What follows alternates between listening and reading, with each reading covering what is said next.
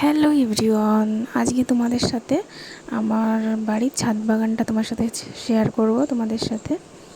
তো এই দেখো, আর প্রথমেই দেখালাম হচ্ছে ছাদে আমি পদ্ম গাছ লাগিয়েছি, যদিও এখনও ফুল হয়নি। তো গাছটা খুবই সুন্দর হয়েছে। আর এইখানে হচ্ছে গাঁদা ফুলের গাছে দেখো 2-3টে গাঁদা ফুল ধরেছে, আগে একদিন পুজো দেওয়া হয়ে গেছে, আবার ধরেছে। আর এইখানে দেখো বেলি ফুলের গাছ, তারপরে জবা ফুলের গাছেও ছোট্ট ছোট্ট কলি এসেছে। আর এইখানে দেখো হচ্ছে পর্তুলিকা, 2 ধরনের পর্তুলিকা আছে। এই দেখো কত সুন্দর দেখতে কালারটা, এই একটা আর এই একটা। তো এবছর অনেক পর্তুলিকাতে ফুল হয়েছিল। আর এইখানে হচ্ছে তোমার তুলসী গাছ আছে, তারপরে গাঁদা ফুলের গাছই বেশি রয়েছে।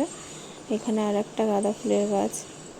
আর এইখানে হচ্ছে তোমার টগর গাছ, টগর ফুল গাছ, এই গাছটিতেও ফুল হয়েছিল কিছুদিন আগে। আর এইখানে হচ্ছে তোমার টক শাকের গাছ রয়েছে।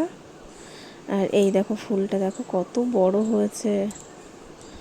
আর এইখানে হচ্ছে তারা গাঁদা ফুল, এই দেখো এগুলোকে কি বলে জানি না, আমি তো তারা গাঁদা ফুল বলেই জানি। তো এগুলো হয়েছে অনেক দিন ধরেই হচ্ছে।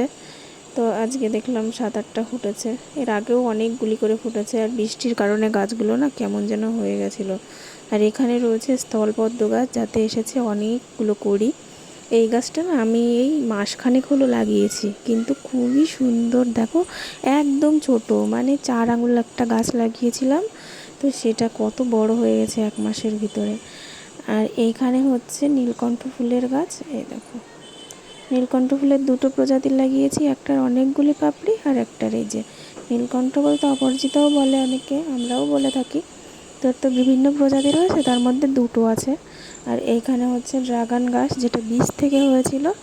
তো এই দেখো এই গাছটা অনেক বড় হয়েছিল, কিন্তু ভেঙে গেছিলো বলে আমি আবার লাগিয়ে দিয়েছিলাম, তো এত বড় হয়েছে। আর এইখানে দেখো যে ডবল পাপড়ির অপরাজিতা, ওগুলো অনেকগুলি ফুটেছে, পরে তোমাদের ফুলগুলো তুলে দেখাবো। আর এখানে দেখো রক্তগাঁদা ফুল গাছ, এগুলো আমি লাগিয়েছি অনেক দিন আগে, প্রায় 7-8 মাস হয়ে গেল, কিন্তু এগুলোতে এখনও ফুল হয়নি। একদম গরমের সময় লাগিয়েছিলাম, ওই মার্চ মাসের দিকে।